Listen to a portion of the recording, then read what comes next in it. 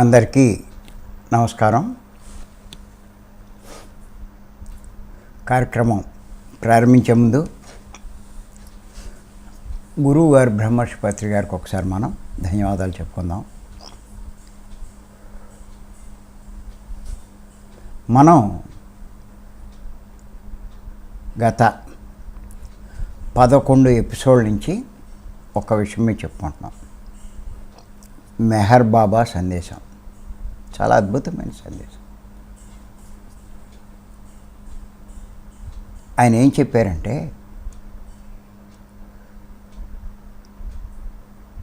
ఎవరైతే ఈ ఆధ్యాత్మిక మార్గంలో ప్రవేశించారో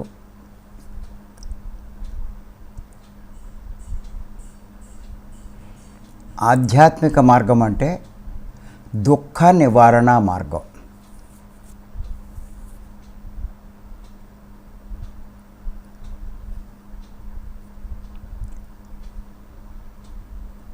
దీన్నే సత్య మార్గము అంటారు.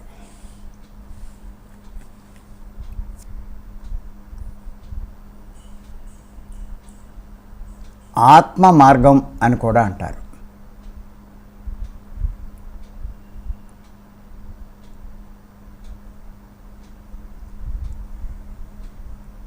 ధర్మ మార్గం అని కూడా అనొచ్చు.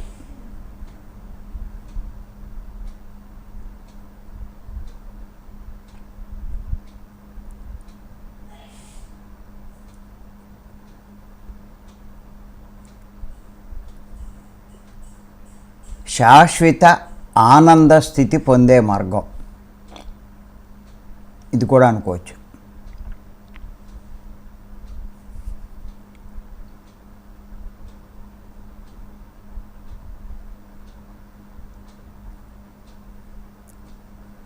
ఏదన్నా ఒకటే.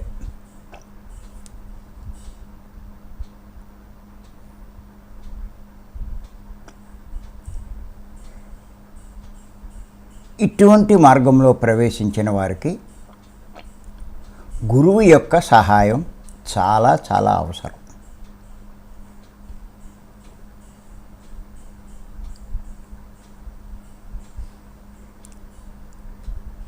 ఇదే కాదు, ఏ విద్యలో నిష్ణాతుడు అవ్వాలన్నా, అంటే పరిపూర్ణుడు అవ్వాలన్నా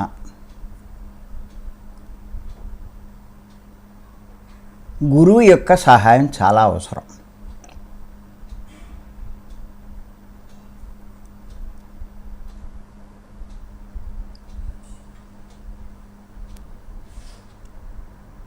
కారణం ఏంటంటే, ఆ మార్గంలో మెళుకులన్నీ తెలుసుకుని ఉంటాడు గురువు. ఎంతో అధ్యయనం చేశాడు.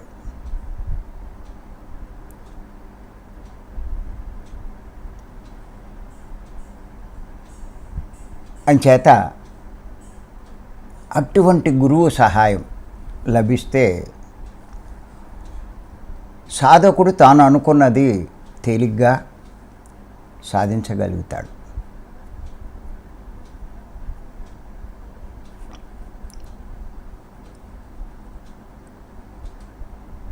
సాధన చేసి సాధించేవాడే సాధకుడు.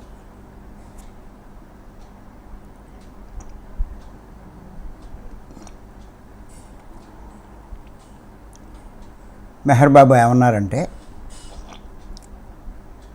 ఏ సాధకుడైనా తనకు తాను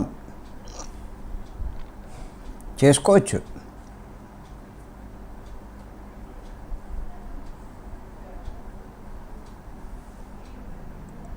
ఇప్పుడు మన ఈ మార్గంలోకి వచ్చిన ధ్యాన మార్గంలోకి వచ్చిన చాలామంది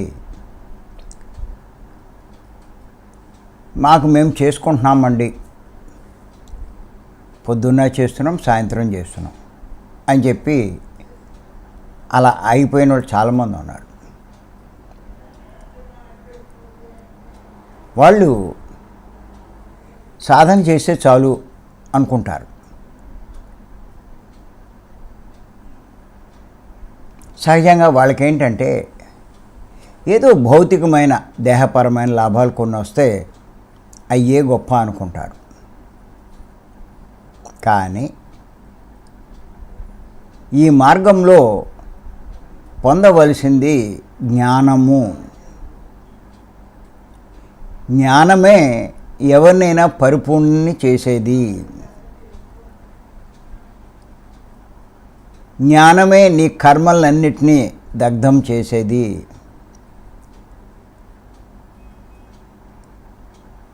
జ్ఞానమే నీకు మోక్షాన్ని ఇచ్చేది.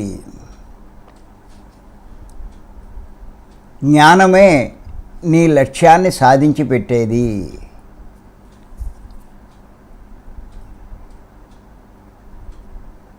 ఈ విషయాలు వాళ్ళకి తెలీదు. కొంచెం నాకు రోగాలు తగ్గినాయండి, ఇదివరకు హాస్పిటల్కి వెళ్ళేమో, ఇప్పుడు వెళ్ళట్లేదు, చాలా హుషారుగా ఉందండి ధ్యానం చేసినప్పుడు, ఇంకేం కావాలండి అంటారు. అంచేత వాళ్ళు ఎన్ని సంవత్సరాలు చేసినా అలాగే ఉండిపోతారు. కానీ అన్నీ బాగానే ఉంటాయి, హుషారుగా ఉంటారు, అన్నీ ఉంటారు, అన్నీ బాగా చేసుకోగలుగుతారు. వాళ్ళ ప్రవర్తనలో మార్పు రాదు.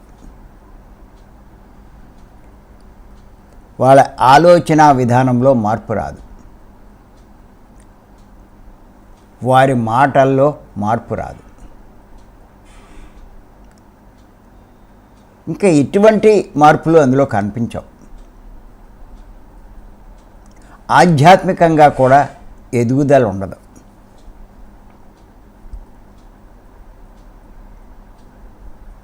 వారికి ఇప్పుడు తెలీదు, శరీరం వదిలేక తెలుస్తుంది. ఇంత ధ్యానం చేసి వచ్చినా ఏం ప్రయోజనం కనపడదు.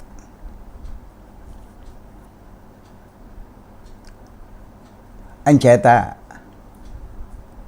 ఎవరైనా సరే గురువు యొక్క సహాయం అవసరం.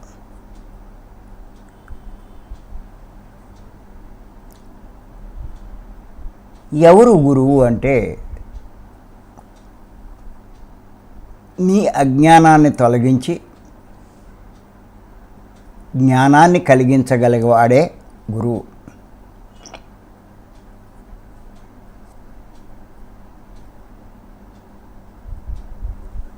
ఎవరైతే నీ అజ్ఞానాన్ని తొలగిస్తాడో, జ్ఞానం కలిగిస్తాడో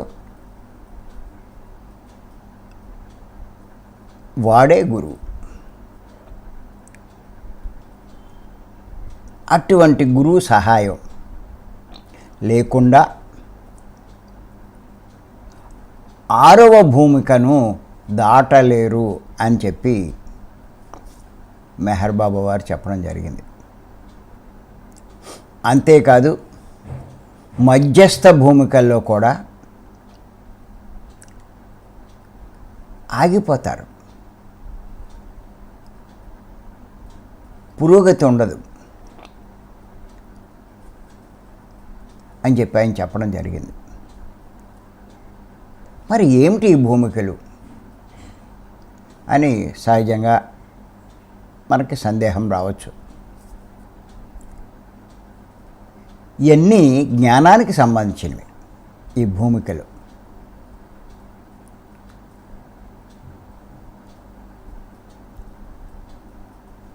జ్ఞానం సంపాదించుకునే ప్రయత్నంలో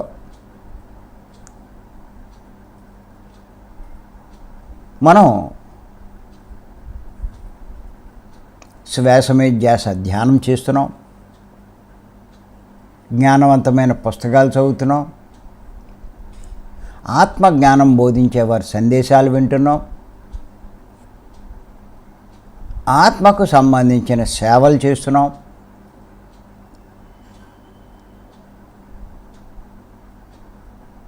ఇన్ని రకాలు చేస్తున్నాం. ఇవన్నీ జ్ఞానం సంపాదించుకోవడానికే, అజ్ఞానం తొలగించుకోవడానికే. మరి ఇప్పుడు మనం ఏ స్థాయిలో ఉన్నాం, ఎంత ఎదిగాం, ఏ స్టేజ్లో ఉన్నాం అని తెలుసుకోవడానికే ఈ భూమికలు. మీ యొక్క స్థాయిని, జ్ఞాన స్థితిని సూచించేవే ఈ భూమికలు. ఇవి మనకు పత్రి గారు తులసి దళంలో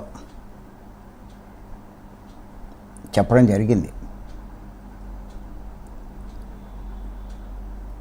వాటినే ఇప్పుడు మనం వివరించుకుంటున్నాం. ఇది మీరు బాగా జాగ్రత్తగా రాసుకుని అర్థం చేసుకుంటే మీ సాధన యొక్క ఫలితం ఏ స్థాయిలో ఉందో మీకు అర్థమవుతుంది. ఎంతో కష్టపడుతున్నాం మనం. ఆ కష్టానికి ఫలితం ఏమైనా వచ్చిందా లేదా, ఇది మీకు బాగా అర్థమవుతుంది.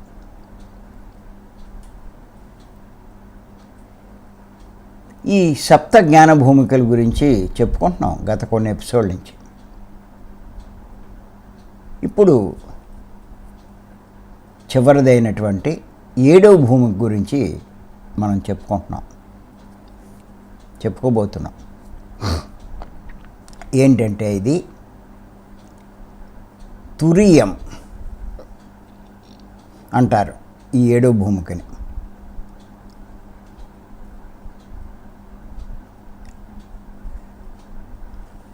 మళ్ళీ ఇంకొకసారి చెప్తాను నేను. ఈ 7 భూమికలు ఏంటో: శుభేచ్ఛ, విచారణ, తను మానసం, సత్వాపత్తి, అసంశక్తి, పదార్థ భావన, తురియం. ఈ 7 భూమికలు.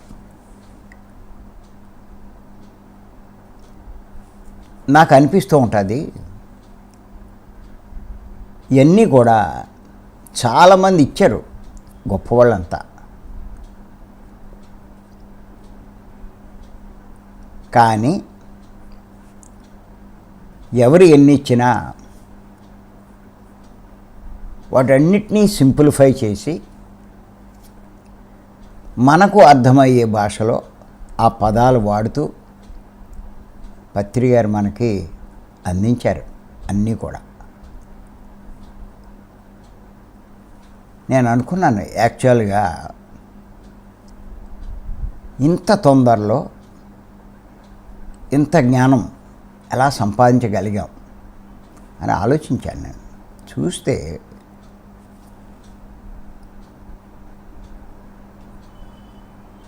నాకు అర్థమైంది ఏంటంటే, ఆయన ఇన్ని వేల పుస్తకాలు చదివి వాటిలోని సారాన్ని మనకు అర్థమయ్యే భాషలో, వాడుక భాషలో మరి ఇచ్చారు. అంచేతే వాటిని అర్థం చేసుకుని మనము తేలిగ్గా ఎదిగే అవకాశం మనకు కలిగింది. నాకు అదే అనిపించింది. ఇంచేతంటే ఈ సప్త జ్ఞాన భూమికలు చెప్పిన వాళ్ళు ఉన్నారు, చాలామంది ఉన్నారు. కానీ అవి చదువుతూ ఉంటే మనకంత అర్థం కావు.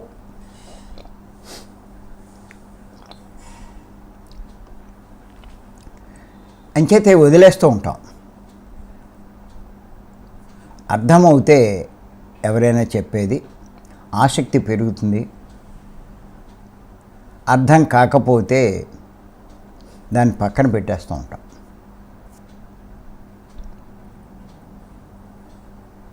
అలాగా పత్రి గారు అన్నీ కూడా సింప్లిఫై చేసి అర్థమయ్యే రీతిలో వివరించడం జరిగింది.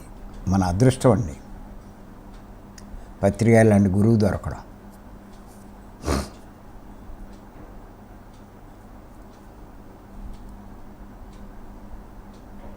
అలాగే ఈ సప్త జ్ఞాన భూమికలు చూశాను, వాళ్ళు చెప్పింది ఇది చూశాను. చాలా సింపుల్గా ఉంది, డైరెక్ట్గా ఉంది, అర్థమయ్యే రీతిలో ఉంది పత్రి గారు చెప్పింది.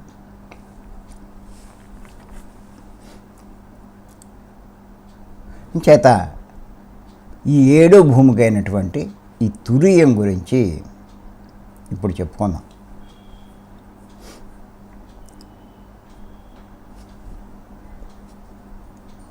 ఇది అంటే ఈ తురియ స్థితి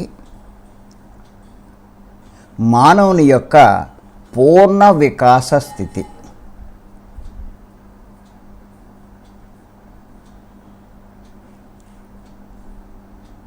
పరిపూర్ణ స్థితి.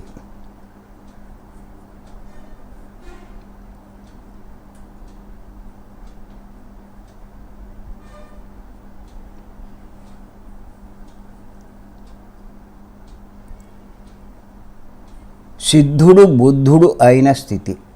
ముందు రాసేసుకోండి, ఇది తర్వాత వివరించుకుందాం. సిద్ధుడు బుద్ధుడు అయిన స్థితి.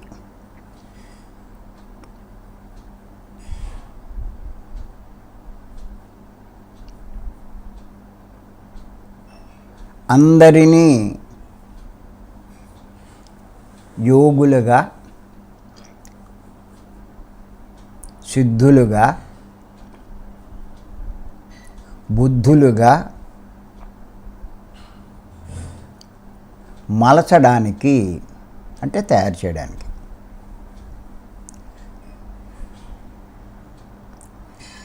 కంకణం కట్టుకొని అంటే దృఢంగా నిశ్చయించుకొని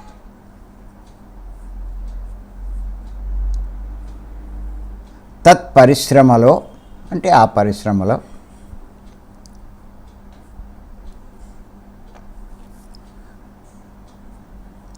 పూర్తిగా నిమగ్నమై ఉన్న వాళ్ళనే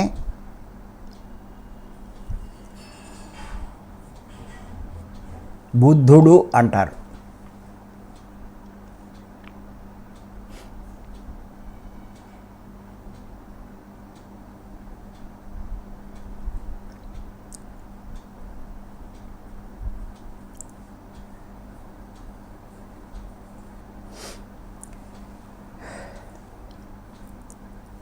ఈ స్థితినే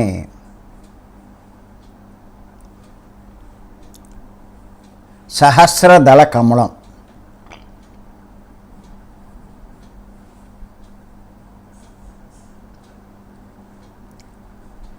అంటే 1000 పడగల పాము.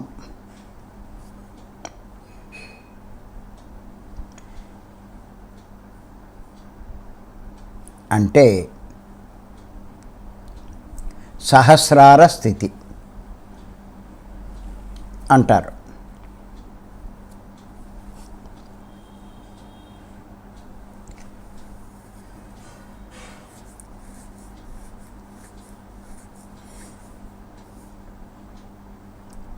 ఇక్కడ ఏంటి అంటే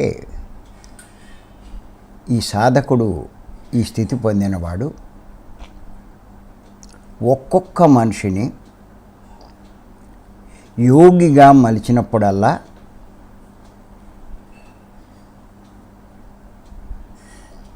సహస్రదళ కమలంలో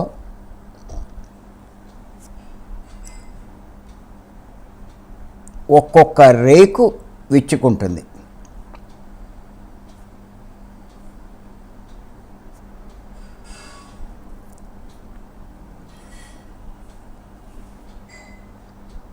నా లెక్క పత్రి గారికి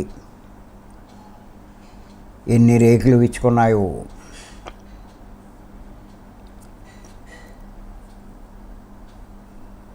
వీరిని బ్రహ్మ విద్వరిష్ఠుడు అంటారు. బ్రహ్మ విద్వరిష్ఠుడు అంటారు.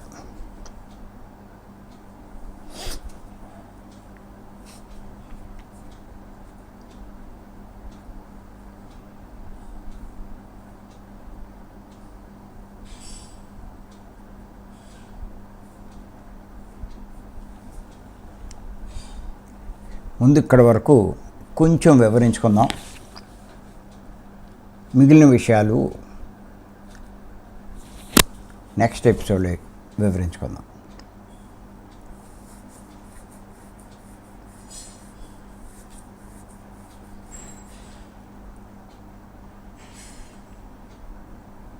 కంగారేం లేదు మనకి.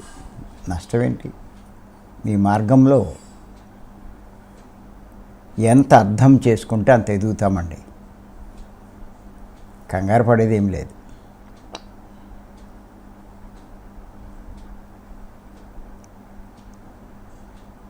ఊరికే ధ్యానంలో కూర్చోగానే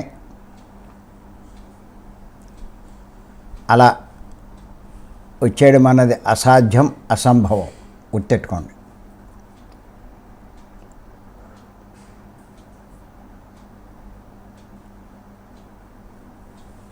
చాలామంది చక్రాలు యాక్టివేషన్ ధ్యానం చేయిస్తారు. వాళ్ళు ఏం చెప్తారంటే, ధ్యానంలో కూర్చోబెట్టి మొట్టమొదటి రోజు నీ మూలాధార చక్రం యాక్టివేట్ అయిపోయింది అనుకో అంటాడు. వాడు అయిపోయినట్టు ఫీల్ అయిపోతాడు. మర్నాడు ఏం చెప్తాడంటే, స్వాదిష్టాన చక్రం యాక్టివేట్ అయిపోయింది అనుకో అంటాడు. అలా ఫీల్ అవుతాడు వాడు. మణిపూరక చక్రం యాక్టివేట్ అయిపోయింది అనుకో అంటాడు. మళ్ళీ యాక్టివేట్ అయిపోయినట్టుగా ఫీల్ అవుతాడు.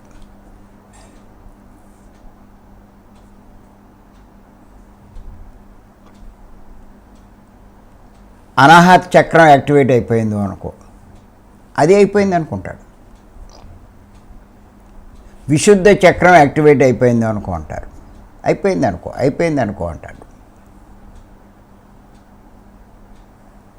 అలా ఫీల్ అవుతాడు వాడు. ఆజ్ఞా చక్రం యాక్టివేట్ అయిపోయింది అనుకో, అది ఫీల్ అవుతాడు.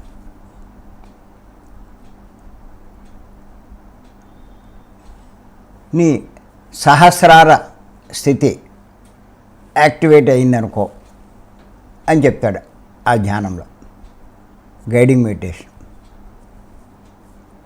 వాడు అది ఫీల్ అవుతాడు.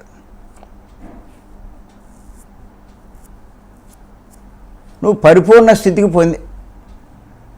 చేరుకున్నావు అని అనుకుంటే అది ఫీల్ అవుతాడు. అయిపోయాక మీ అనుభవాలు చెప్పండి అంటే, నా సహస్రారం కూడా యాక్టివేట్ అయిపోయిందండి. ఏంటి ఇక్కడ ఈ స్థాయిలో గురగర్లు ఆడుతుంది,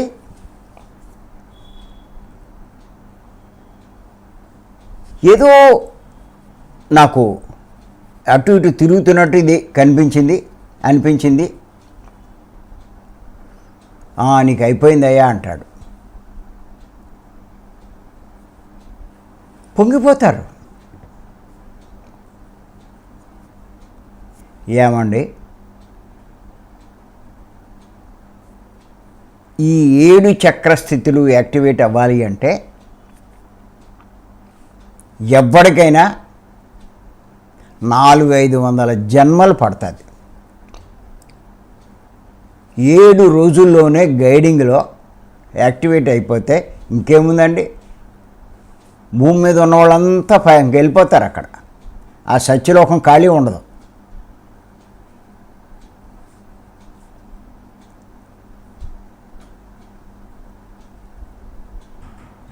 అలా వెర్రోల్ని చేస్తున్నారు జనాల్ని.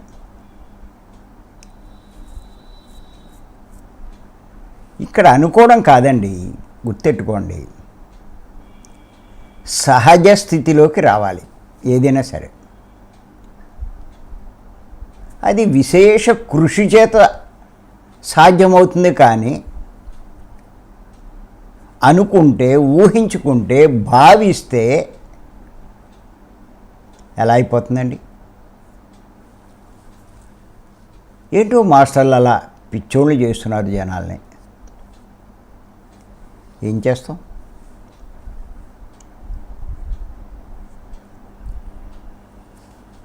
మరి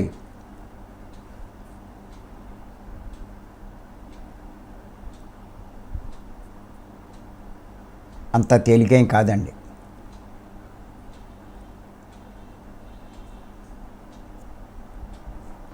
కనీసం ఒక్కొక్క స్థితి నుంచి దాటాలి అంటే 100-150 జన్మలు పడుతుంది.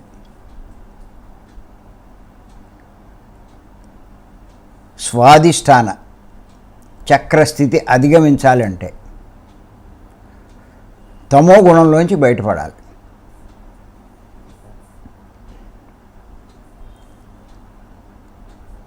మూలాధారంలోంచి బయటపడాలంటే తమో గుణంలోంచి బయటపడాలి. స్వాధిష్టానంలోంచి బయటపడాలంటే రజోగుణంలోంచి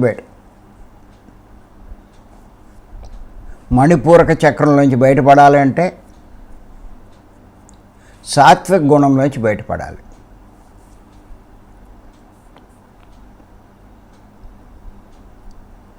విశేషంగా కృషి చేస్తూ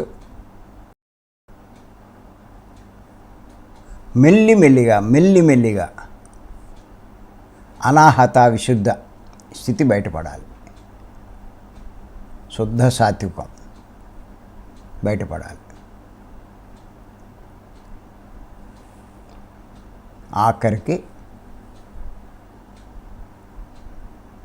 ఆఖరి చక్రమైన ఆజ్ఞాచక్రం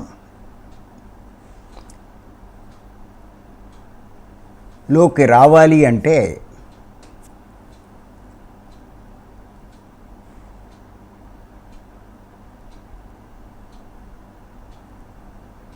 ఆ నిర్గుణ స్థితికి చేరుకోవాలి. అక్కడి నుంచి సహస్రార స్థితి పొందాలి అంటే తురీయ స్థితి సంపాదించాలి.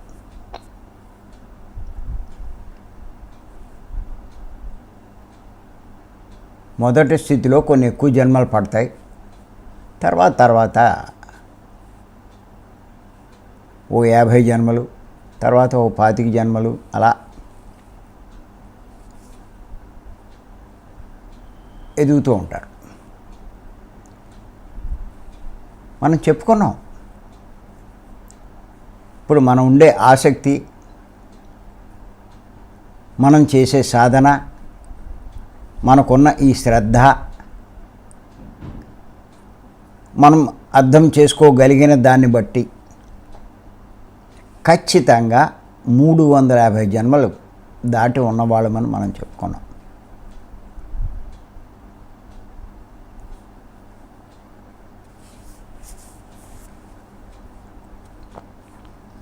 ఇక్కడ మీరు ఎవరు అని కాదు,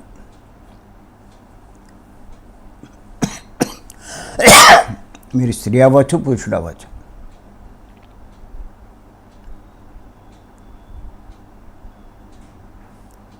డబ్బు ఉండొచ్చు, డబ్బు లేకపోవచ్చు.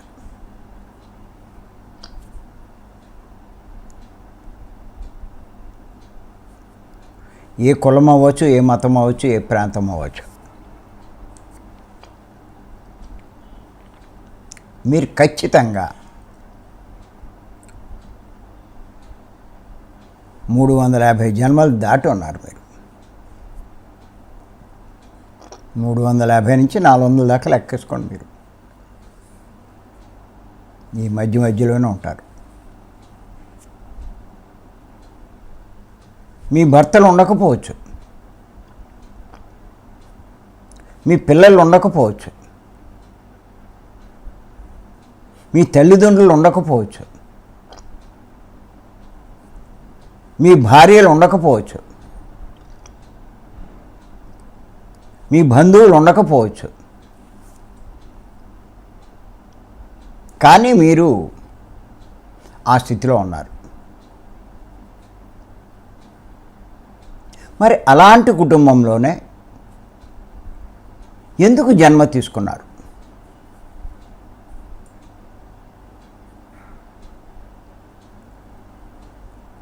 అటువంటి అనుభవాలు పొందడానికి ఉన్నాయి. మీరు అనుభవాలు పొందవలసినవి కొన్ని ఉన్నాయి.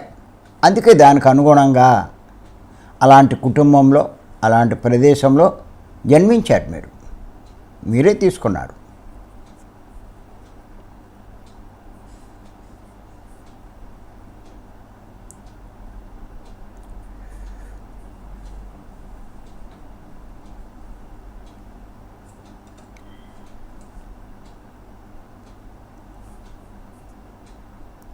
ఓ రకంగా చెప్పాలంటే మట్టిలో మాణిక్యాలు మీరంతా కూడా.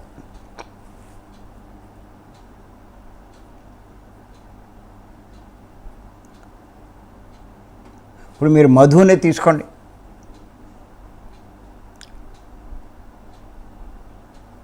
తాటికల్లో అది తీసుకుని జీవించే కుటుంబంలో జన్మించాడు. వాడు చేయవలసిన పని అది కాదు. అందుకే అక్కడ ఉండలేకపోయాడు. వెనక ముందు ఆలోచించలా, వచ్చేసాడు, హైదరాబాద్ వచ్చాడు. తిండి ఉంటుందా, బట్ట ఉంటుందా, అవి కూడా చూసుకోవాలి. కట్టు బట్టలతో వచ్చేసాడు.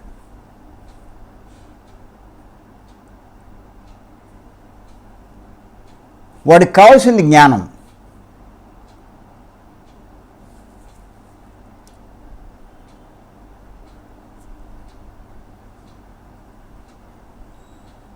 అది ఎక్కడ దొరుకుతుందా అని చెప్పి వచ్చాడు. అది దొరికింది, ఇంకా దాన్ని పట్టుకుని వదిలిపెట్టలే. అలా మీ అందరూ కూడా ఒక్కొక్కరిది ఒక్కో రకమైన కేసు.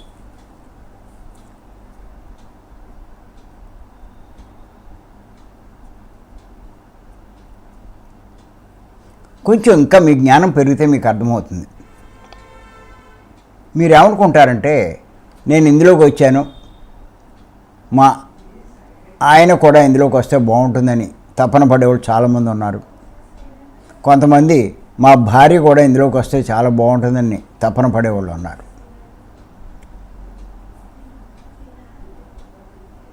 వాళ్ళ స్థితి అది. అంత తక్కువ జన్మల్లో ఉన్నారు వాళ్ళు. చెప్పడం వరకే మీ ధర్మం, కానీ వాళ్ళ గురించి మీ సాధన పాడు చేసుకోగల. కొంతమంది సంకల్పాలు పెట్టి వారు కూడా మా దాంట్లోకి రావాలి, ఈ మార్గంలోకి రావాలి అని ధ్యానం చేసేవాళ్ళు ఉన్నారు. పిచ్చి వాళ్ళు అంటారు వాళ్ళని. నువ్వు సంకల్పం పెట్టి ఆడు వచ్చేయాలంటే వచ్చేస్తాడా? ఇంకా 50 జన్మలో 100 జన్మలో తీసుకోవాలి వాడు. నువ్వు ఇప్పుడు ఊరికే ఒక సంకల్పం పెట్టేసి నువ్వు చేసే ఈ బోడి ధ్యానానికి ఆడు ఇందులోకి ఎలా వచ్చేస్తాడు? చాలా తెలివి తక్కువతాను. చేసుకోనివ్వండి వాళ్ళు అలా. వాళ్ళ ద్వారా పొందే అనుభవాలు మనం పొందుతాం.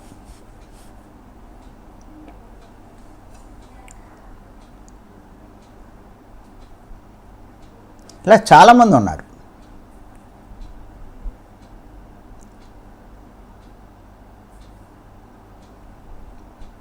ఇప్పుడు మేమున్నాం, మా ఇద్దరం, మేడము నేను. ఆవిడ తరఫు కుటుంబంలో కానీ నా తరఫు కుటుంబంలో కానీ వందలు కాదు, వేలు ఉన్నారు. నెట్వర్క్ అలా చూసుకుంటూ వెళ్తే ఎవ్వడూ ఇది ఎక్కల. అంతా అంటారు మీరు వెళ్ళిన మార్గం మంచిదే, కానీ మేము చేయలేకపోతున్నాం అంటారు, కూర్చోలేకపోతున్నాం అంటారు. అయ్యో మిగతాయి చేసుకుంటున్నారు, మిగతాయి అవి ఎక్కినాయి, కానీ ఇది ఎక్కలేదు వాళ్ళకి. ఈ ధ్యానము జ్ఞానము వాళ్ళకి ఎక్కల.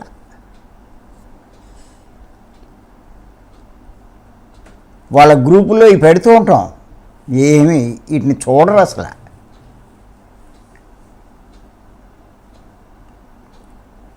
ఊరికాయ చూసి అబ్బా మీరు బాగా తిరుగుతున్నారు, ఇదివరకు ఇప్పటికీ మీరు చాలా ఎదిగిపోయారు అలాగంటారు అంతే.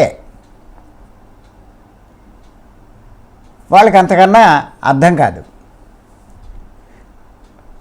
ఇన్నున్నాయి, పోలే వీళ్ళు వీడియోలు ఏమున్నాయో ఒకసారి ఎందాము అని కూడా ఆలోచన ఉండదు. వాళ్ళు విన్నా కూర్చోలేరు, వాళ్ళు ఎక్కదు. 5వ క్లాస్ వాడికి డిగ్రీ పాఠాలు చెప్తే ఏమెక్కుతుందండి? 100-200 జన్మల్లో ఉన్నవాళ్ళు 400 జన్మల్లో ఉండేవాడు చెప్తే ఏమెక్కుతుందండి?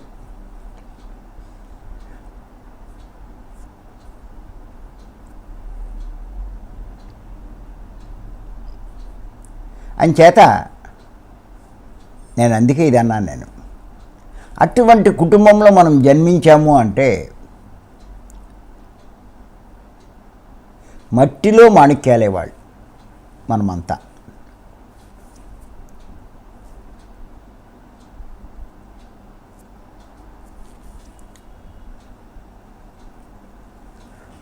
బురదలో కమలం,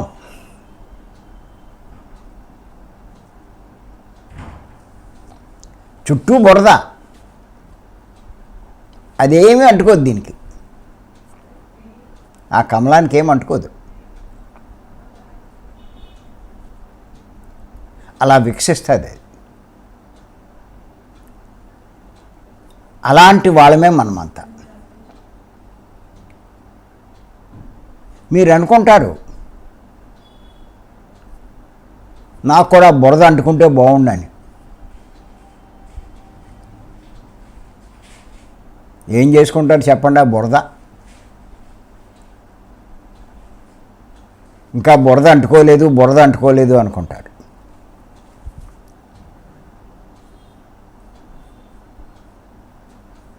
వాళ్ళు మిమ్మల్ని ఎలా అంటుకుంటారు?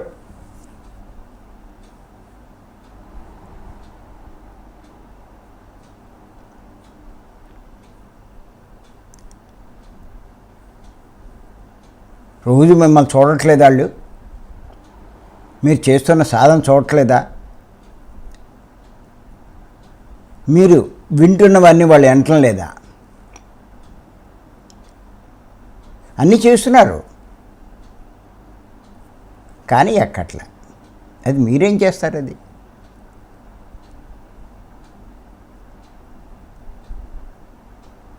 ఎవరైనా ఇటువంటి మీరు వింటూ ఉంటే వాళ్ళు కూడా వింటే దాని ప్రభావితం అవుతే వెంటనే వస్తారు వాళ్ళు ఇందులోకి.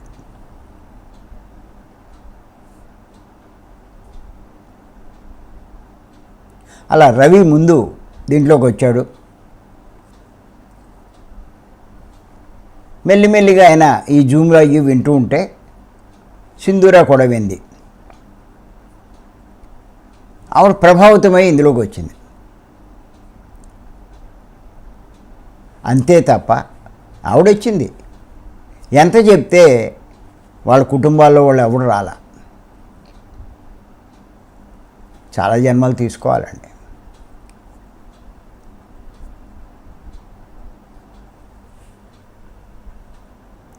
మాణిక్యాలు చాలా తక్కువ ఉంటాయి, గులకరాలు కోకొల్లలుగా ఉంటాయి. గుర్తుపెట్టుకోండి.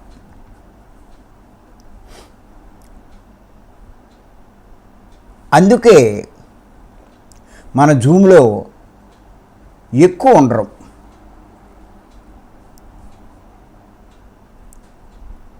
మన జూమ్లోకి రాగలిగిన వాడు మాణిక్యమే నా లెక్క. లేకపోతే రాలేరు, కూర్చోలేరు. వాళ్ళ జ్ఞానం కాదు కావాల్సింది.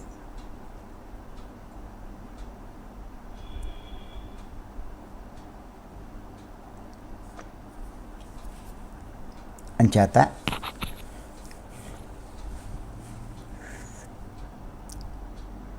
ఈ తురీయం గురించి చాలా విపులంగా మనం తెలుసుకోవాలి.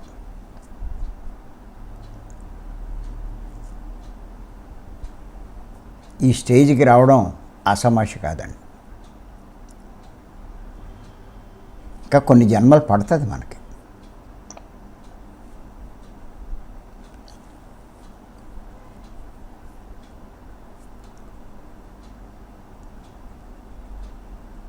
మనకే పడుతుందని అంటున్నాను నేను.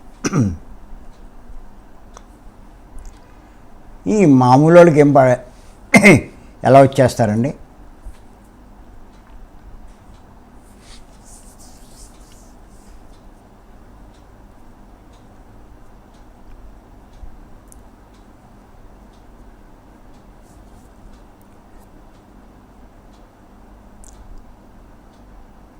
ఇంత హై లెవెల్కి వచ్చిన వాళ్ళు. ఇది చివరి స్థితి అండి. తురీయము అంటే చివరి స్థితి, పరాకాష్ట.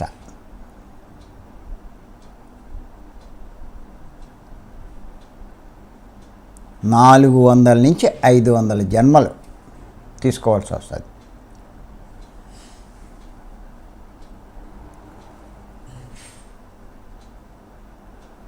పత్రి గారు ఈ విషయం చెప్తూ ఉంటే నేను అనుకునేవాడిని, 500 జన్మలు ఎందుకు, ఈ జన్మలో సాధించేయలేమా అనుకున్నాను. అప్పుడు అర్థమైంది, ఈ జన్మలో కాదు ఇంకో 50 జన్మలో సాధిస్తే గొప్పే అని.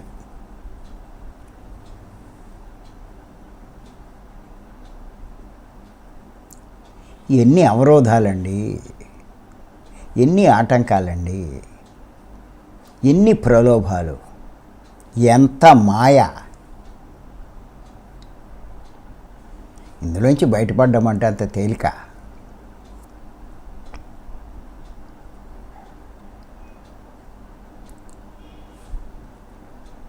ఇప్పుడు నా విషయం వరకే చూసుకుంటే,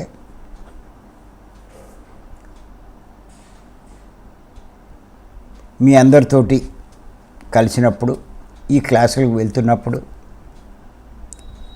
ఈ సాధనలో ఉన్నప్పుడు, ఇదే పనిలో ఉంటే అంతా బాగానే ఉంటుంది. కానీ ఏదైనా పరిస్థితుల ప్రభావం వల్ల ఏదో మొత్తం మీద ఆ బంధువులతోటో, స్నేహితులతోటో, చుట్టాలతోటో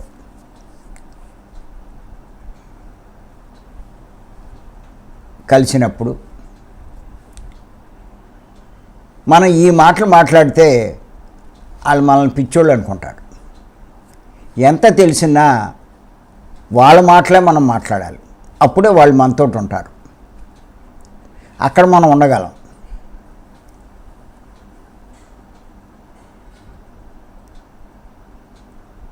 వాళ్ళు ఏదో వ్యాపారాల గురించి మాట్లాడుకుంటారు, డబ్బు గురించి మాట్లాడుకుంటారు, వాళ్ళ గురించి వీళ్ళ గురించి, ఆడు సంపాదించింది, ఈడు సంపాదించింది, ఆడు గొప్ప, ఈడు గొప్ప, ఇవన్నీ అనుకుంటూ ఉంటారు. అయ్యేం మనకు తలనొప్పి వస్తుంది. ఈ చెప్తే వాళ్ళు మనల్ని పిచ్చోళ్ళు అనుకుంటారు, వద్దని కూడా చెప్పేస్తారు. అలా అక్కడే కూర్చుంటే మెల్లిమెల్లిగా ఈ ప్రభావం పోతుంది. అది గమనించాను నేను.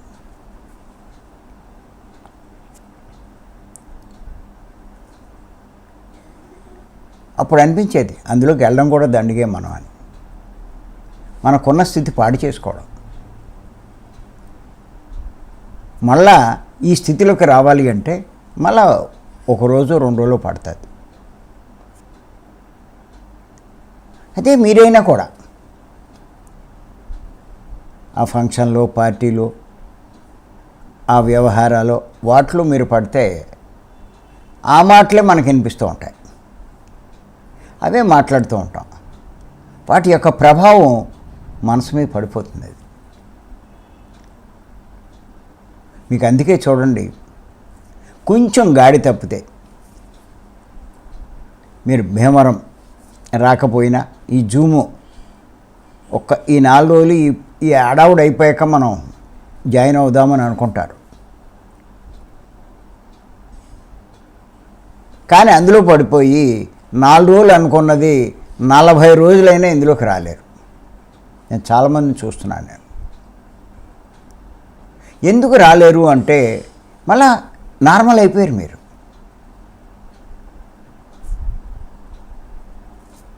ఎప్పుడైనా సరే పొరపాటున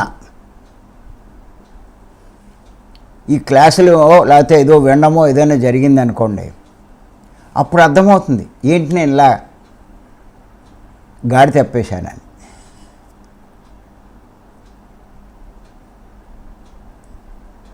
మళ్ళా నిర్ణయించుకుంటారు, మళ్ళా జాయిన్ అవుతూ ఉంటారు. మీకు అర్థమవుతుంది, చూసుకోండి. కొంచెం మీరు ఈ లైన్లోంచి తప్పుకొని ఆ ప్రభావంలో పడితే మీకే తెలియకుండా దీన్ని వదిలేస్తూ ఉంటారు. దూరం అవుతారు దీనికి.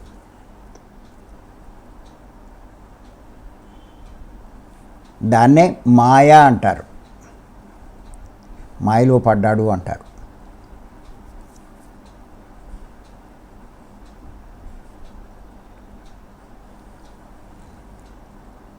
నేను గమనించాను కదా, మీరు బాగా ఎదిగారని కొంత అందరినీ కోహోస్టులు చేస్తున్నా, ఈ కోహోస్టులే మిస్ అయిపోతూ ఉంటారు.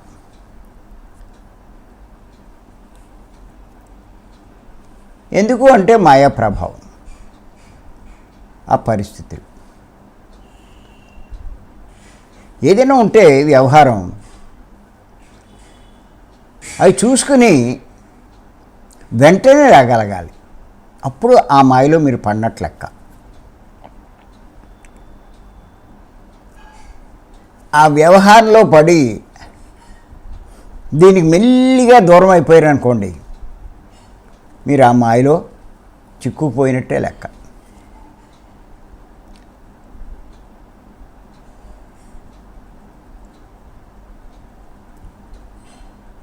మరి మనల్ని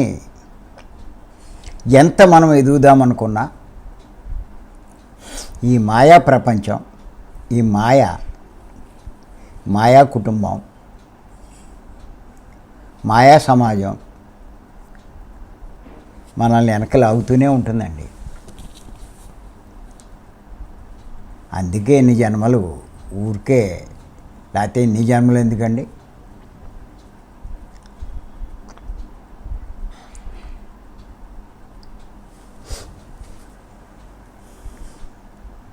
చేత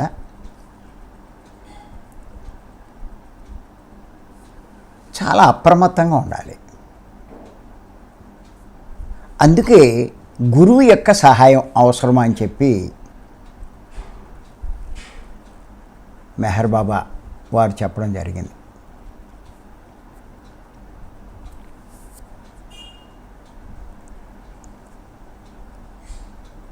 మరి ఈ తురియం గురించి ఇంకా చాలా విపులంగా